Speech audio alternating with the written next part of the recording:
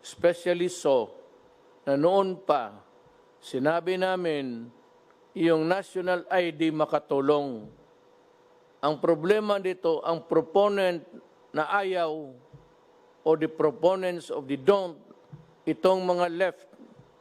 Kaya kita mo ngayon, wala tayong ID system until now. Kung may ID system lang tayo, we could have naiwasan natin itong mga to.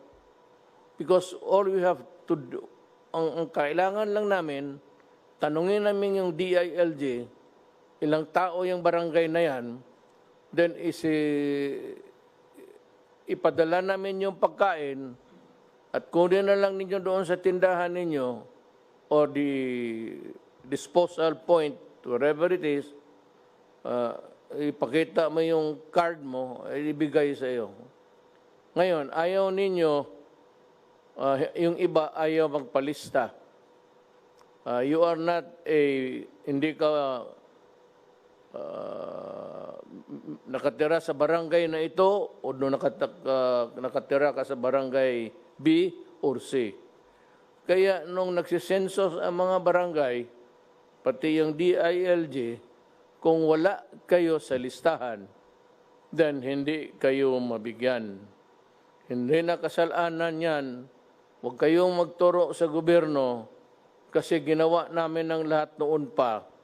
Kaya gusto nga namin may ID. Mananiwala naman kayo sa mga left, mga komunista. Sige. Doon kayo maniwala. May eleksyon na dadating. Doon kayo. Kasi mahaba pa to. Yan ang problema. So inaayos namin yan. Gusto ko lahat mabigyan. Ayaw kong may mamatay ni isang Pilipino na gutom. Kaya may another survey tayo. Madalian. Ang dapat yan barangay captain because that is your duty. Inyong duty yan and the mayors to determine sino yung hindi nasali sa listahan at mabigyan kaagad.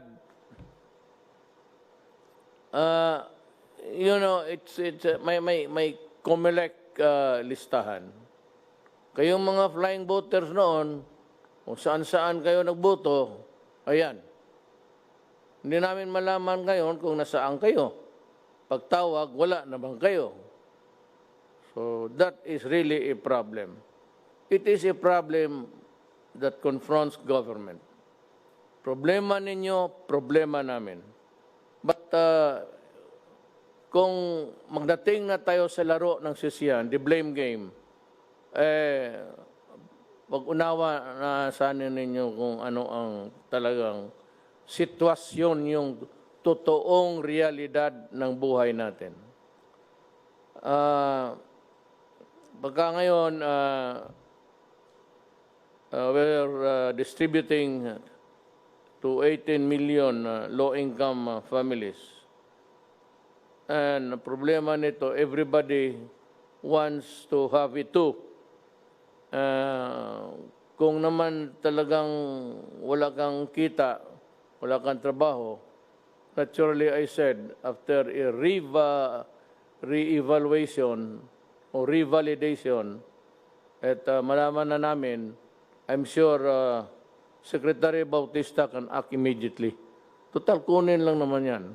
And sabi ko nga, hindi sabihin na kung wala ka ng purnada ka na.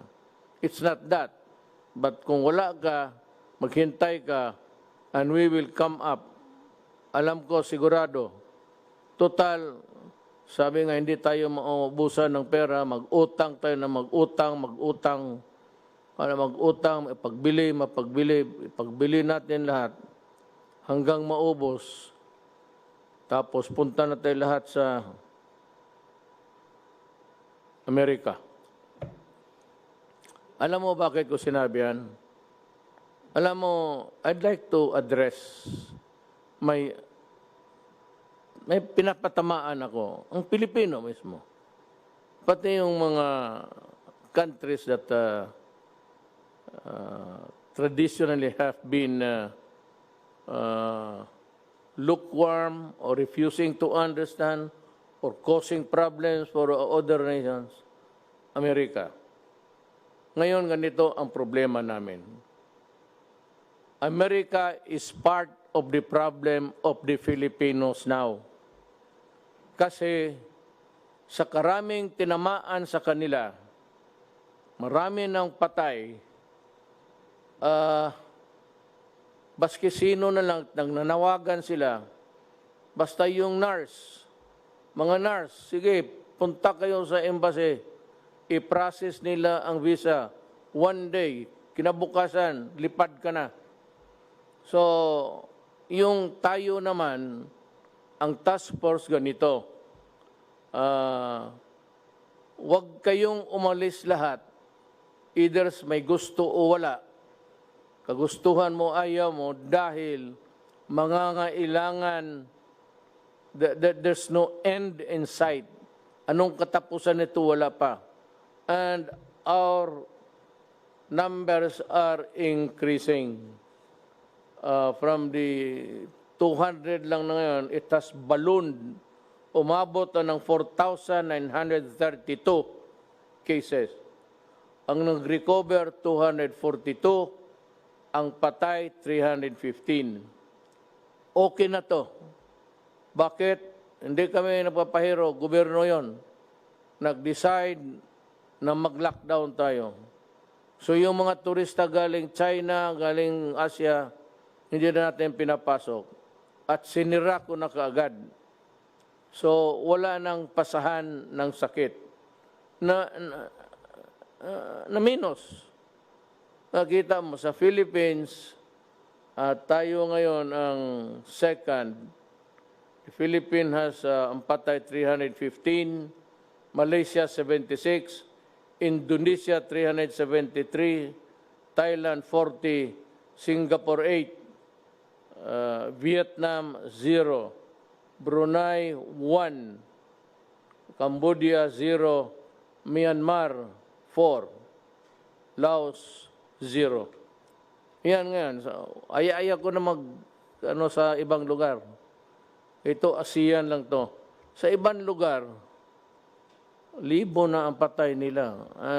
And one day, America died about, nung isang araw, 1,000. Yesterday, 2,000. Today, yesterday. Araw yan.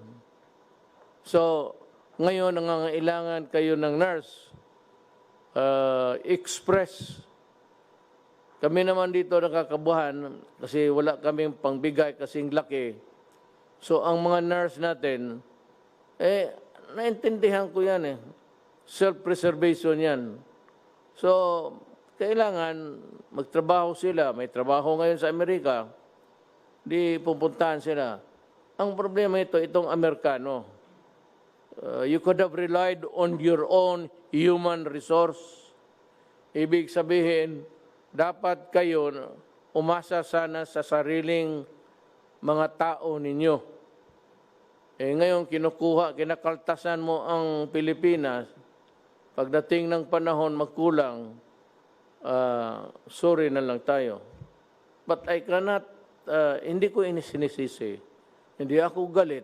Wala akong emotions actually about this.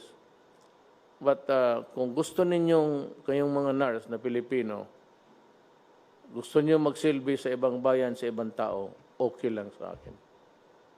Ito lang tandaan mo, pagdating ng panahon, kung maghirap kami, hindi natin alam ngayon, pa-increase ng increase. First wave ba ito? So, kayo na lang mag-intindi. Wala akong, yung sinabi ni Teddy Boy na hindi natin mapigilan ang pag-alis ng mga Filipino to honor yung kontrata, kasi may kontrata na, impairment of obligation of contracts, at saka yung the right to travel. I'd like to take the opposite view. that itong ganito sa ordinary times, talagang hindi kayo mapigilan. Walang makasabi sa inyo, umalis kayo, o wag kayong umalis, tanggap kayo, magpirma ka ng kontrata. Pero alam mo, during an emergency, yung sa ibang bansa, ngayon ng China, pag sinabi ng China, para. Pag sinabi ng China, bukas. Ngayon yung Hubei, saan nanggaling doon yung itong corona, naka-lockdown. Ngayon, open na sila. Open ang airport. Kasi, nung sinabi ng authority na si Jinping, stay home for 59 days, naputol nila ang... Wala talagang lumalabas ni isa. Eh, alam mo naman sa China, delikado ka doon. Pag sinabing ganon ka. Pag hindi, diyan ka sa... alam mo na, it's a communist regime. I'm not trying to say that it's not a democracy. It is a communist regime at it demands total obedience. Hindi ka pwede doon magsabi, hindi. Huli ka. Dito hindi ko magawala yan kasi demokrasya, papasok ang human rights, nandiyan sila Jokno, mas marunong sa mga human rights sa mga left. Ganito ni Sarate, daldal ng intelligence fund na wala hangin. We will start giving the aid to those who are not in the list.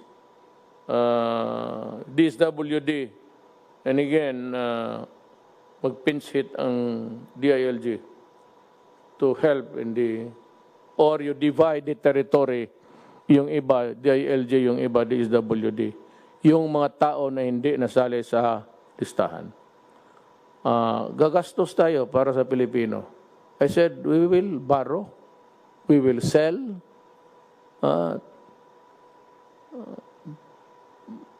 pati, sinong gusto yung Mount Apo, maganda yan. Iyon na yan, suluhin mo. May butas yan doon sa taas, pumasok ka. Maganda ang cave doon. Doon natatago yung mga NPS, sindihan ko yan. Yung sundalo, bubusan mo yan ng 5 drum, tapos sindihan mo.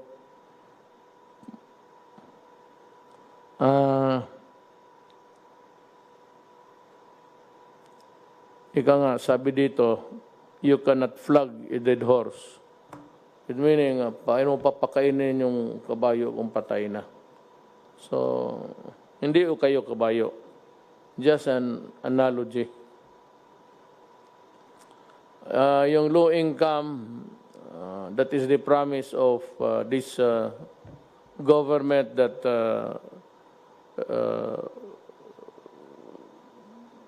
we will try to I would ask Secretary Sani to talk about this. Nauna lang ako kasi para maano ninyo. Tapos ito speech to. Hindi ako nag-i-speech ako pero istorya lang speech. Lalo tayong mamatay nito. May isa pa, yung discrimination ng mga health workers. Alam mo, pag tinamaan kayo ng COVID, didiretso kayo sa ospital, pagkagrabe na kayo. Sino nagsusugal ng buhay nila doon? Yung mga doktor pati yung health workers. Bakit ninyo total, paglabas niyan sa ospital, hoy mga gago, cleaned na yan sila. Naghugas na yan yung mga damit nila doon, hinubad na. Hubad lahat, walang naiwan. Panibago. So, wag ninyong i-discriminate yan. I'd like to order the police. If there's a report of somebody harassing or facing a discriminatory act, you arrest the person. Huwag mong bitawan hanggang hindi ko sinabi na bitawan. Tawagan ko lang kayo kung panahon na lalo na yung binabato yung bahay, hulihin mo, dalhin mo sa bikutan, huwag mong i-release. Ngayon, kung idemanda ka, sabihin mo, ako, ituro mo sa korte siya. Okay lang yan. Total lang. At yung sa priso naman, wag mong pakainin. Kaya mo magutom. Titigas ng ulo ninyo. Yung mga tao nagsusugal na buhay, naghihirap, tapos ganunin ninyo. Kung ganun, wag kayo magpa-hospital. At kayo naman mga health workers, kung nakita ninyo yung tao nagbato ng bahay ninyo, nandoon sa ospital ninyo, alam mo na. Alam mo na kung anong gawin mo.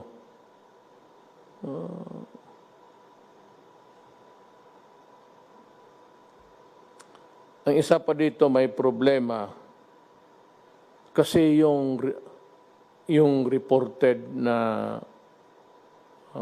corona patients.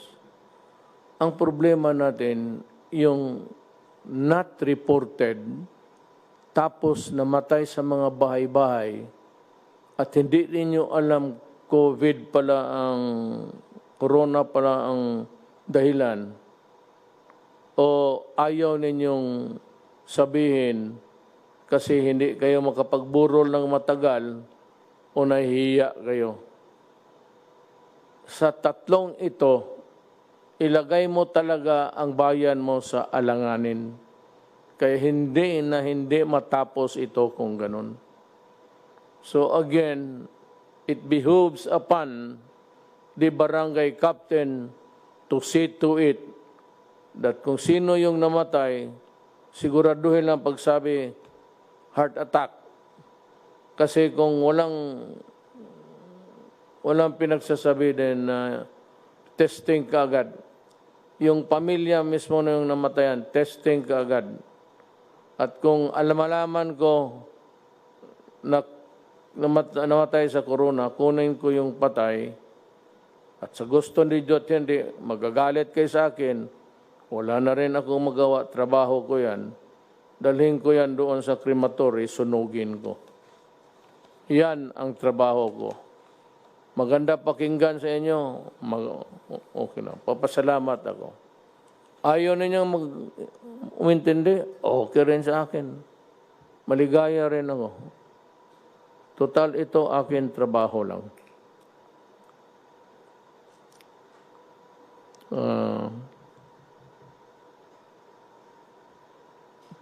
Yan siyang cruelty. Not at this time. We need to treat the sick. We have to feed our people. And we need the frontliner, nurses, doctor, lahat, health workers, nakapagtrabaho na may kooperasyon sa inyo. Sabihin ko sa inyo, hulihin kayo, dalhin kayo sa bikutan, at huwag i-release. Hanggang ngayon hindi matapos ang COVID. Bahala kayo sa buhay ninyo. Hiningi ninyo eh. Nang itong pagkukulang, may mga medisina kasi, o yung mga kits, testing kits, na kailangan natin. Maybe Joy Concepcion will explain it to us. Tanggalin mo lang yung kanang mamatay, mayaman ka naman. Maraming pera. Mr. President, so... Sandali, tapusin ko lang itong, kunti na lang. Itong namatay, na hindi tinanggap ng 6 na hospital. I don't know if this is true. For example, there is a patient in the city of Cabanatuan who was refused admission by 6 hospitals. Uh, alam mo, you know guys, alam ninyo mali yan. So pag totoo yan, I will really ask the Justice Department to prosecute you. Kasi alam ninyo na hindi pwede yan. Especially the government hospital. Mayroong gobyerno. You could have just looked for a house there na o kwarto kung saan adjunct din sa ospital at sanitize na ninyo at doon ninyo nilagay. Paano yung mga Pilipino na ganun? Kaya lahat na magkasakit, heart attack, appendicitis, pumutok ang kung anong puputok dyan, pumutok yung utak, especially government hospital, my order is must accept admission. You fail on that, I will relieve all of you sa hospital. And you consider yourself suspended because the written order will follow. Itong sa swab, mayroon nga noon sabi hindi mabili kasi ito, ganito, kulang sa health assessment. So we do not have that certification and I cannot wait until all Filipinos die. Sabi nila, hindi daw, and there are some objections ng mga immune doctors. Look, if you have a better way of dealing with the problem, tell us. Please. Kung kayong mga left, may mabuti kayong paraan, sige, kayo dito. Sabihan ninyo itong mga trabahante, sila General Galvez, Sunny Dominguez, and we will accommodate you and do exactly what you would advise us to do. But if you do not have a better way of dealing with this problem, then I said, kindly step aside and keep quiet.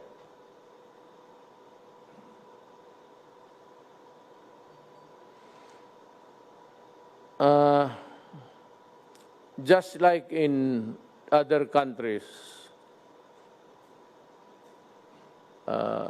yung iba na sumunod talaga, kagaya ng Korea, yung may disiplina na bayan, alam mo, medyo humina sila. Pero sa Amerika, kasi maraming hindi rin nagsumusunod, at Pilipinas, hindi tayo bumaba. Tumaas tayo from a few hundred to 1,000 now, 4,932 as of 4 p.m. today. Ngayon, April 13 at 4 p.m. The record stands like this. Number of cases, 4,000. Ulitin ko ito para papasok sa utak ninyo. 4,932. Ang nag-recover, 242. Ang patay, 315. Mas marami ang patay kaysa naka-recover. At yung recover na yan, it's not a recovery of 1 day, 2 days. Stay in the hospital or you stay where you are. If you are treated, you might pull through. Hindi na nahinto ito. Kasi baski, kaya ako na late kami. Yung expert ng mga taga-WHO, hindi talaga ito maputol. Maganda pa naman sana ang record ng Pilipinas because naka-lockdown tayo on time. Nasira natin yung pinto bago pumasok yung mga aswang. Pero may pumupuslit yung sumusugal, pupunta na magsugal, mag-inom o kaya sa palengke, there seems to be a lack of uniformity in the matter of enforcing the distance rule, yung social distancing. Alam mo, pag hindi natin ito susunod, walang mangyari. Wala talaga mangyari. Kami dito, salita ng salita hanggang makuha rin namin ang COVID. Baka una kaming mamatay, pero hindi talaga ito makatulong sa Pilipino. Huwag munang lumabas ng bahay. Ang buong mundo, pera sa China, doon si Hubei, doon nag-umpisa yung Hubei, nag-umpisa yung kuwan. Ngayon, ayos na sila. What a, anong tawag na ito? How would I,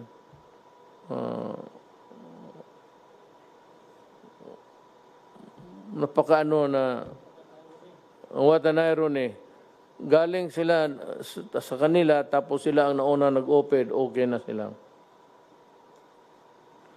Ganito yan, ha? Patapos na ako. Tapos, Joy, itong epidemic or pandemic, hindi ito natapos na sabihin mo yung nasa ospital, yung ginagamot ngayon, yun yung first wave. May second wave ito. Yung mga tao nung kakakahawa lang o noon sipon pa lang, tapos ginagamot na itong nauna, yung iba namatay, yung iba na lumusot, yung iba hindi pa masyado, yan ang second wave. Tapos kung naubos na yan, mayroon pa talang third wave. Ganito na lang, para maintindihan ninyo. Kung ako ang nagbibenta ng mangga, ang order ko sa mga supplier ko, bigyan mo ako ng hinog ready to eat, ready for serving. Tapos, bigyan mo rin ako yung hindi masyado hinog, yung green, yellow. Kasi pag natapos na ito, itong mga hinog na to, within 2-3 days, mahinog na rin ito, yun ang ipapasok, yun ang second. Ang third, yun yung mangga na talagang green pa. Wala pang yellow, walang kulay pa. Ito yung third wave. Pag nabinta mo na itong second wave, ito yung third. Ganon ang epidemic. Habang namamatay yung unang tinamaan, ospital, bahay, yung iba na nahawa lang, bago lang, yun sila ang second wave. Tapos yung third wave, yung panghuli. Pero paliit na yan. Yan ang ibig sabihin kung bakit kayo i-maintain ninyo ang social distancing or the distant rule. Ngayon, ang mga mayo nito, nung una kong nakita sa palengke, may tigabantay, tapos parang, sige, ikaw ang sunod. Parang sa bangko, tapos nakapilaw, ikaw naman. Pagpasok sa palengke, ang gawain ninyo dito, bili kayo ng trapal, mainit yan, pero you might want to use another material that is not that is heat absorbent. Palinyahin talaga ninyo. Kayong mga mayors, huwag kayong maglaro kasi ang ayaw ninyo mag-social distancing, mapipilitan ako puntahan kita at arestuhin kita. Ayaw kong mag-aresto ng mayor. So huwag ka magsabi, hindi, mayroon kaming batas sunod. Sa panahon ito, ang batas isa lang. Ang batas ng DOH as implemented by Lorenzana Anyo Galvez, pati itong yan silang tatlo. Yun yung batas ngayon.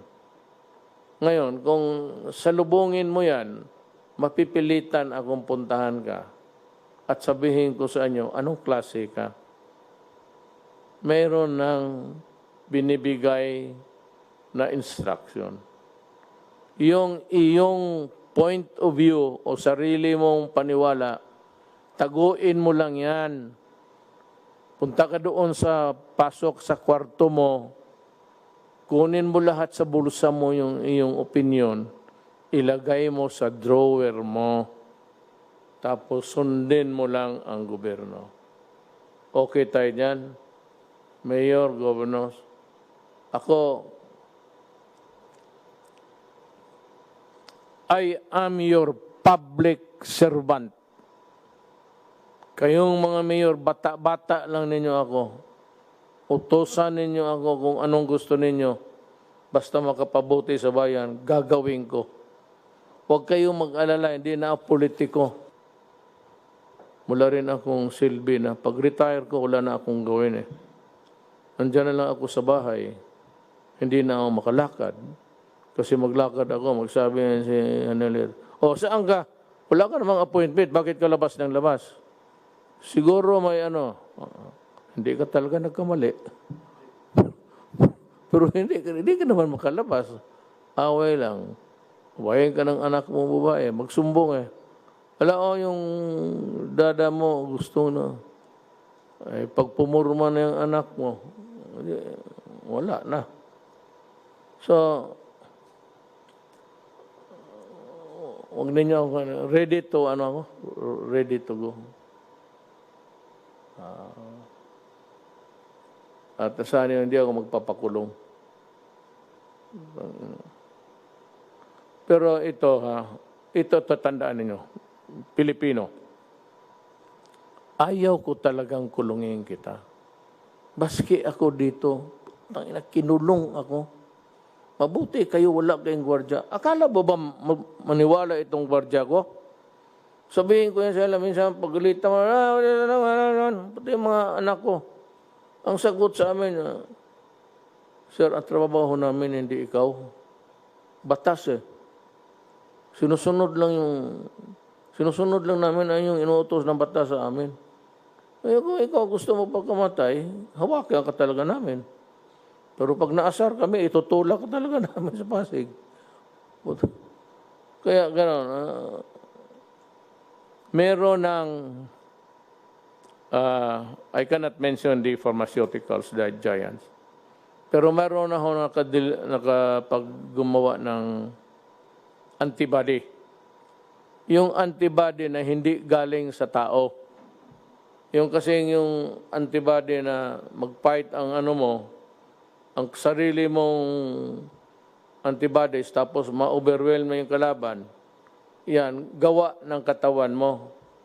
Mukhang ito sa basa ko, wala akong ginawa, hindi magbasa, makinig, inutusan ko sila, hindi ba na marunong ng hanggang pindot-pindot lang ako. Meron ng medisina, antibody ang isang giant pharmaceuticals. Tapos naghahabulan sila. Sabi, by May, baka they would start to market it. Pabili na nila. Ang problema, sabi nga we are on the last ladder. Ang muna niyan yung mga mayaman na, kasi marami yan kailangan. So as fast as they can really manufacture or farm out the product, just retain the copyright para magtulungan sila. Kung meron na yan, tapos makita ko na ginagamit ng tao, ililift ko. Total, kung magkasakit kayo, may antibodies naman tayo mabili. Ngayon, kung wala kang mabili, problema mo na yan. Kasi tapos na yung, I will lift the quarantine. Ngayon, paglabas ninyo, ganun pa man, I would still insist. Kasi sabi ng mga scientists dito, kinig ako. Hindi yung scientist sa TV yung sasalita na personal. Sekreto, ganun pa man. Mask, yung, ano yung akin? Ito. Ganito.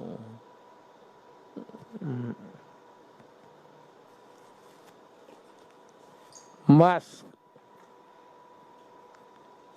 alcohol, pati maghugas. Hindi na yung sabon na ordinaryo. Basta soap and water.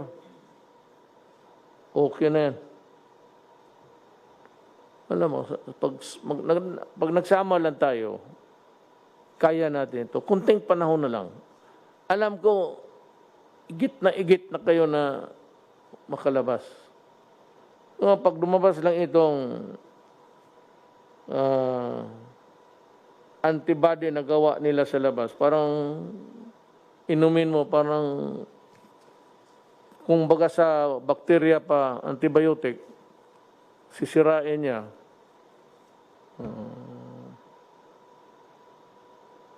Kasi itong, wag na. Para mapagsabihin, mas scientist pa ako. The nature of a COVID, gusto ko sanang, baka sabihin ninyo, bakit di ka naman doktor? Bahala na ng mga doktor mag-explain. So I will start with Joey. Kasi ngayon, ang pinaka-burning issue, yung middle class ba, yung mga MSME, after that, Sunny will Joey, mauna ka, then Sunny will give his piece or... Mr. President, Mukhang kayo lang man ang dalawa ang ano na dito. I'd like to ask the presidential spokesman to listen so that you can formulate a very coherent thing of a presentation. so Mr. President, I think a question was asked a couple of weeks ago, which is more important, life or money? There is no doubt that life is the most important. But however, without money, how will people eat? How will people buy medicine? And how will our MSMEs recover? So how do we bring back the economy in a sustainable way and still make it safe? Mr. President, you did the right thing when you locked down at the right time. We are close to we basically are close to finishing the 1 month. And we're moving to the third reset, which is 2 more weeks. So it's a total of 3 resets or 6 weeks in total that we have been locked down. And I think now is the time that we should really look and plan on how to gradually shift towards reviving the economy, because in the end, social amelioration cannot last forever. We have to bring back the jobs.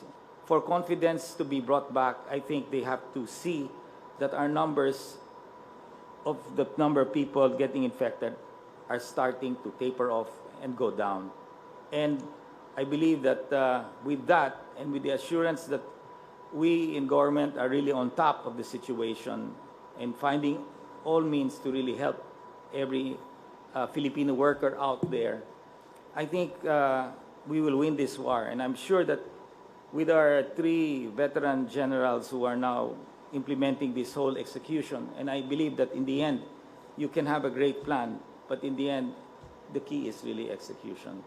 So I'm confident that Secretary Galvez is leading this role, and I think he definitely has the full private sector support. The donations from the private support has been quite immense. And we are still there, because in the end, if we don't bring back the economy, then many of our Filipino brothers will suffer. And that's our goal, to really push hard. And I think in the end, Mr. President, with your leadership and your gut feel, I think we will succeed. Thank you, Joy. I hope I'll have the time to review your suggestions, then come up with something which we can convey to you maybe in 2 days' time. Now we would like to ask Sunny, Secretary Dominguez. He has a lot for you. You just listen. Itong mga Thank you very much, Mr. President. First of all, thank you for, again, being very decisive and protecting the Filipino people against this COVID. I had a meeting with the World Bank a few days ago, and they said that your decisiveness in first reducing the number of people coming into the Philippines in February, and then in March, followed up by the lockdown, probably has saved 100,000 lives in the Philippines. So again, thank you for being so decisive. This is the trade. This is the real trade-off. How many people are going to get sick, and how many people are going to die? So I said this is just the first pass. It took us 2 weeks to get this thing done. I asked the private sector to do it because they have actuaries, they have access to data, but they have not come out with it. So I'm not saying this is the final. I'm just saying this is the beginning of a discussion. Good evening po, Mr. President, Senator Yes, sir. Go, and cabinet members. This will just be very quick. So the proposal is we provide small businesses with a wage subsidy. And I will just discuss quickly the rationale, background, the proposal, key features, and what else we are proposing to help them with. So on the rationale, Mr. President, basically we are going to help the middle class because in one of your speech a few days ago, you wanted to help the middle class. And so we have proposed a program to help the middle class. And the middle class, Mr. President, works in the formal sector. So apart from the 205 billion pesos na binibigay po natin sa mga informal sector or low income, we are proposing to give 51 billion pesos to the employees of small businesses. So that is the first. The second is we will improve upon the social amelioration programs because yung proposal po natin is automated, hindi manual. So mabilis at ipapaliwanag ko po mamaya. Pangatlo po is dadaan po tayo sa data ng SSS and BIR kasi formal sector. Dapat ito po yung gawin natin so that we can target better kasi alam natin kung sino sila at i-incentivize po natin yung better compliance. Kasi yung mga nagko-contribute ng tax at ng SSS, yan po ang unang tutulungan natin. On the background, from March 15 to April 30, we placed Luzon in an enhanced community quarantine. And the rest of Visayas and Mindanao actually followed in various forms. Basically, ang nangyari po is this led to a shutdown of most businesses except yung pinayagan ng Interagency Task Force, yung mga pwede mag-operate on skeletal or yung mga essential para magbenta ng pagkain, logistics, supermarket, drugstore. Ang epekto po nito, there are 1.6 million small businesses in the informal sector.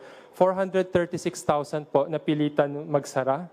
Yung 1 million skeletal force, so ibig sabihin 50% o yung iba mas konti. At 117,000 lang yung pinayagan po natin na magbukas para magbenta po ng pagkain, ng mag-tracking or so on.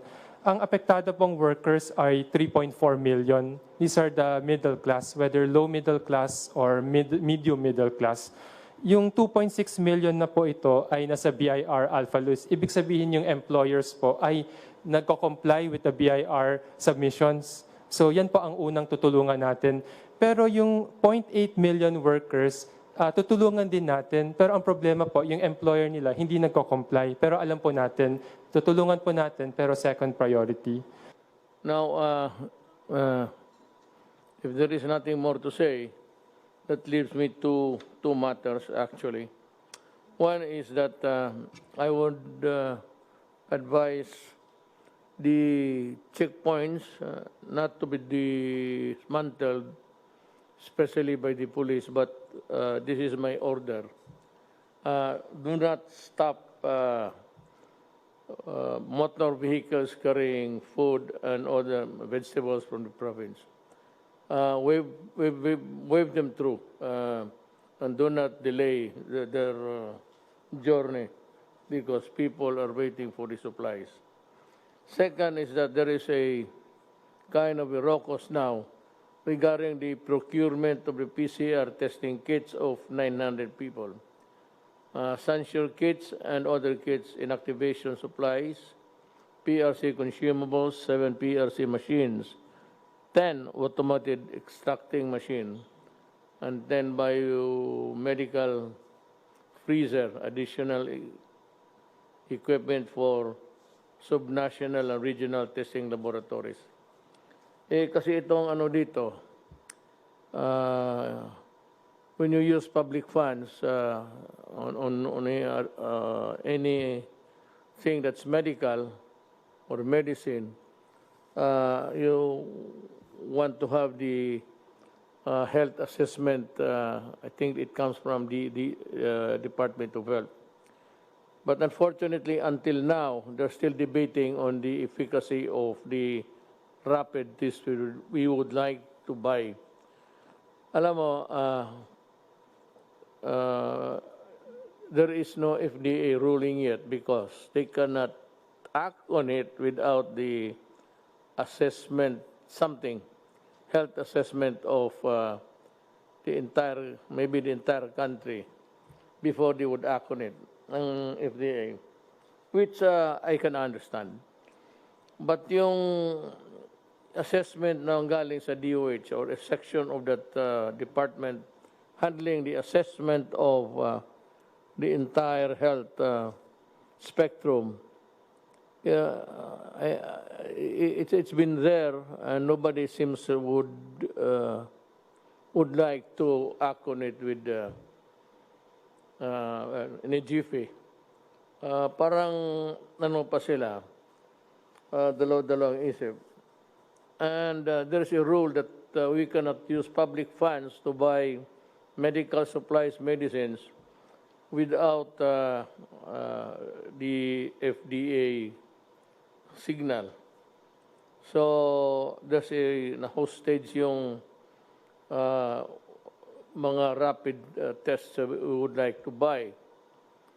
I will take the risk. I will order the health department and everybody. In the meantime, private sector is doing it.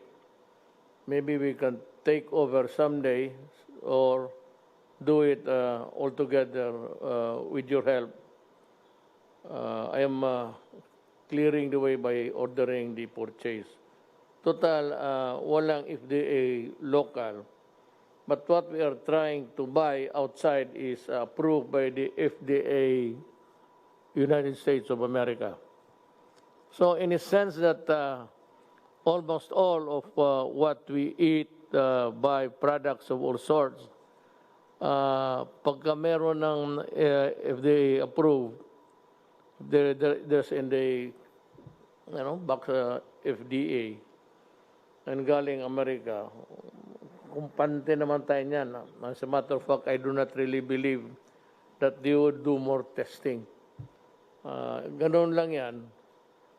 So, pagka walang yung assessment galing doon sa baba sa DOH, hindi natin mabili. I'm clearing the way. I will ask Secretary Duque to talk to the people in charge, si Secretary Galvez. And they can proceed to buy it immediately, as fast as you can really do the procurement at this time. Take note of the fact that we are all in this, the entire world. We might not have the supply. And also my fear that kung nandyan yung antibody, course, the rich nations will get it first before we can. And that I placed a condition there na kung nandyan na yung antibody available na sa market dito and that's being sold in quantity, in numbers, then I'm inclined to maybe at that time lift the lockdown. Yes, Secretary Nograles. Mr. President, we might have a solution to the problem. Yung limitation po natin is because of the Universal Health Care Law. And the Universal Health Care Law specifically provides na yung DOH and PhilHealth cannot procure unless may approval ng HTA Council. Ito yung HTAC, yung Health Technology Assessment Council. But nothing will preclude, Mr. President, any other agency from purchasing. So, hindi lang pwede ang DOH at PhilHealth, but because we're in the state of calamity, OCD can purchase. So, tama yung sabi mo, sir, na si Secretary Galvez and OCD can do the purchase. Or PSDBM, sir. Basta wag lang DOH PhilHealth, but PSDBM can do the purchasing or the OCD, sir. How much? Sir, we have to tandem the PCR and the for safety, sir. So we will if we will buy 900,000 actually sir 40,000 kits of Sansure can already test 900,000. So if we will test 900,000, the rapid test should be more or less twice as the PCR. So the PCR that we will be buying worth 3.3 billion to include all the capacitation of more or less 28 nationwide accredited civilian and private government hospitals, because we believe in your briefing. 2 million.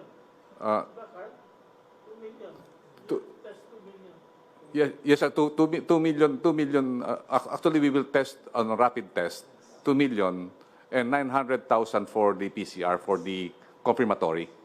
So that's the we have to have really to have a safety for the false positive and false negative with the PCR, and also in order for us also to test the efficacy of the rapid test. So that's the point, sir, that we have to really to buy both. The PCR and all the automated retraction and including the freezer, it costs us 3.2 billion. I already submitted it to PSDBM for the immediate procurement. The rapid test we have not yet because we have to sir, we have to be careful. There are rapid tests that sometimes it really gave us a false sir. Merong mga rapid test na sir na kailangan natin talaga na FDA approved. Sec, I can answer that. If you buy in volume the recent purchase of Ayala, you can get it anywhere between $5 to $7. If you buy $1 million worth, it will go down that low. So it is based on volume. You can get it much cheaper if you get it on volume. There's one FDA brand that was purchased recently by Ayala. But you have to buy a bigger quantity. I asked DTI to canvass all the different rapid tests, IgG and IgM. They have a list there, and I can have them send it to you. But the price goes down if it's really in a big volume. Well, I said you can go ahead and buy it immediately. You have my clearance. Okay. So there you are. Sana na napaintindi ko sa mga kababayan natin kung ano ang ginagawa natin and what are the things that we intend to do in the future. This corona is it's a wild card sa health ng tao. So we do not know how this will end, when, but for lack of a better way of protecting the people, that is except by asking you to go inside your houses with my assurance that when the antibody that's being, I said, it has passed the medical tests o yung clinical test nila, it's ready to be sold by May. Kung makita ko nandyan at magkaroon tayo ng supply, then I am ready to live. Kasi wala talagang vaccine. It might come, it might not. But itong antibody, which have been manufactured outside of the human body, parang killer ito na just like the antibiotic. Talagang bibirahin niya yung bacteria. Ito naman yung virus, yung katawan lang natin. But, for whatever it is really worth, we have to thank these guys for coming up, and whether the efficacy is really sort of hangs in the balance. But with the assurance that they have tested it medically, I am sure that we're able to come up with something, buy it, and if I think that it is really there for good and can help people, then I am ready, I said, to lift the lockdown. Rolly, as wala ka namang problema, Rol. Everything is smooth. I said, the middle class, your patience, yung hindi nakakain, I give it to the barangay captains and the mayors to supervise and look for those guys who are there in the periphery of the barangay, not exactly inside, and that is why maybe they were not included in the listing. Look for those guys in the periphery or distancia. Sometimes you have to walk about 5 or 10, not really 10, 5 or about 2 kilometers sa bukid. That is the average between one house to another. We have to reach out to them, and this can only be done if the mayor, municipal or city orders it, and the barangay captains follow the order. Then we would have shortened everything, as explained by Mr. Concepcion, Joey. Things might go all right for this country. So I'd like to thank everybody, and if you still have some, let me see, itong dagdag, they come in. All that I ask is that you wear a mask, one that's durable, one that is, hindi yung laylay, ay yung iba nakasabit na lang dyan sa ilong ninyo, it is not sealed, hindi mo well, at least itong paggamit nito, sabi ni ito, as demonstrated by Dr. Dominguez kanina, ganun mo, parang naisisilyado mo. So, hindi magpasok yung Higpitan mo lang kunti dito. And be sure to, matanong ko muna, do we have enough masks for the entire country? Sir, the Indian community and also with the Indian chamber just bought 6 million masks. And I believe when they donated to us 150,000 masks, they are planning to buy it again to China. So they already distributed it. Yeah, see, Rex Daniari is planning to bring, he bought 2 planes, he's looking at bringing another plane. I don't know if I have to say this, but I have a sort of a note from President Xi Jinping expressing his full support for us at this time, and citing what we did to help China, and of course to erase the, not really erase, but to counter the malign that they were suffering at this stage. Hindi naman lang kasalanan galing yung who would really want to invent a microbe to kill humankind, pati yung iyo. So he says that they're ready, and I would like to thank President Xi Jinping for his support. At kung galing lang China, wala kayong problema. I think we can have the priority anytime. It's in the other countries producing the antibody. But if China catches up with them, the okay na, then maybe a miracle will happen, and civilization is back on its feet. That is how I see it.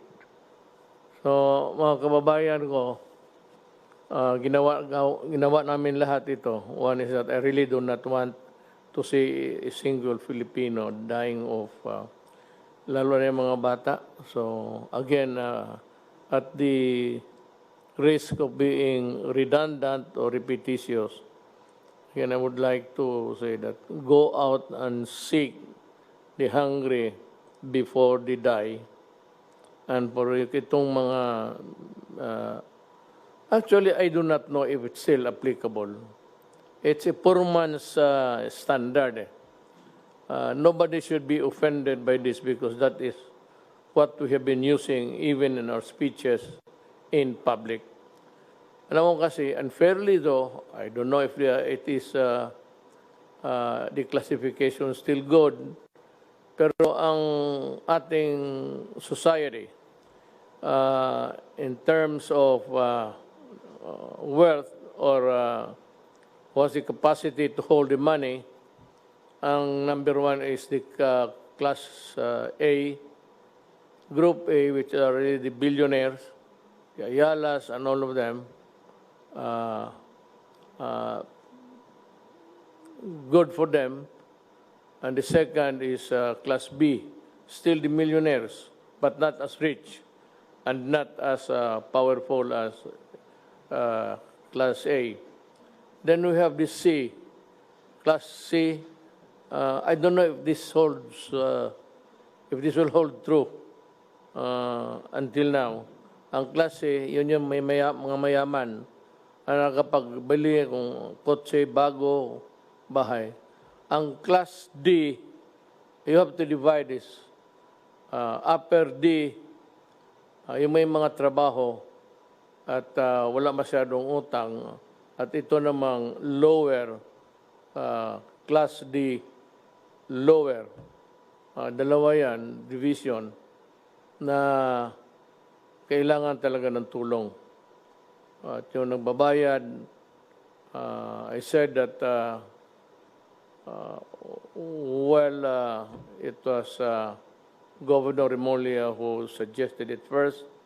It was just also a prayer to government na this group or this class of people should be looked into and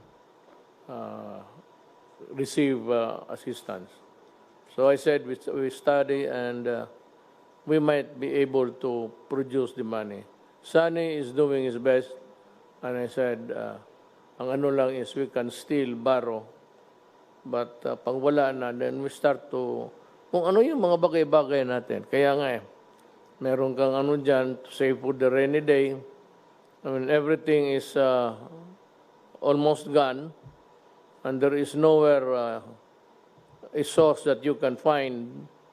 We can always start selling the properties. Yung sino yung makabili ng cultural center, parang palasyo yan. Pwede mong gawing palasyo, nandiyan ka sa trono. Then, marami yan.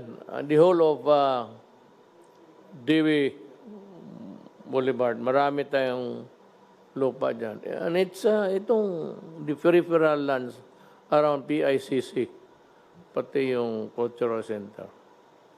So, yan ang sinasabi ko. Ang problema is wala pang vaccine. That should be the number one cure actually. But there's a glimmer of hope dito sa mga medisinang nagawa ng mga pharmaceuticals.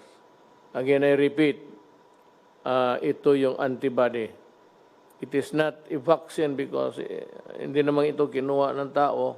I really do not know. Might, pero little lumalabas doon sa data na binibigay dyan sa mga media outlets. Pero pag nandyan na yan, at siguro na tayo. So with that, I'd like to thank everybody. Still, my salute, my snappy salute goes to the health workers, mga doctor, nurses, and we will protect you. We will find a way of, pagkagabi na, and you are still far away from your home, kasi hindi naman you are not delivered or conveyed hanggang hagdanan. So ito lang magawa ko sa lahat. If you are still about a kilometer away, na malayo ka, at may makita ka ng pulis, parahin mo. Tumingin ka dyan sa gitna, at sabihin mo sa pulis, magpahatid ka. So, the PNP is put on notice that kung yung mga ganon, hindi naman stranded, there are few public motor vehicles running at saka yung may mga franchises, most of them are also inside their houses or has taken off for a vacation. So the police should come in. Yung mga health workers, may card man yan na naglaklakad, tanungin ninyo kung kaano siya kalayo at pasakayin ninyo. Give them a lift and deliver them to the house. Galing terminal, hindi naman deliver yan tao por tao sa bahay. Bababa sa terminal, and if you feel that you have to walk, you really have to walk. And if you feel tired or just want to go easy, you flag down any police, military or police. And my order is this, give them a lift. Tumulong kayo sa kapwa-tao natin. These guys are important in our fight because without them, all is lost. So again, I ask for everyone's cooperation. Maraming salamat po sa inyong lahat. At yan ang naging briefing ng Pangulo ngayong gabi. Ayon sa Pangulo, nagkakaproblema raw sa pamamahagi ng tulong ngayon dahil walang ID system. Pero inaayos na raw ito sa pamamagitan ng survey para mabigyan lahat ng tulong pati na ang mga wala ang pangalan sa listahan. Samantala, inatasan ng Pangulo ang pulisya na arestuhin ang mga nanghaharas sa mga health workers. Ipinag-utos rin niya sa mga government hospitals na i-admit ang mga COVID-19 patients dahil ire-relieve at masususpindi ang mga hindi susunod dito. Samantala, minungkahi ng DOF sa Pangulo na bigyan rin ng subsidy ang middle class, partikular ang mga empleyado ng small businesses. Sa pagtatapos ay ipinag-utos ng Pangulo ang pagbili ng mga karagdagang FDA-approved test kits na nagkakahalaga ng mahigit 3 bilyong piso. At yan ang ating live coverage. Ako po si Bernadette Reyes, buong puso para sa Pilipino.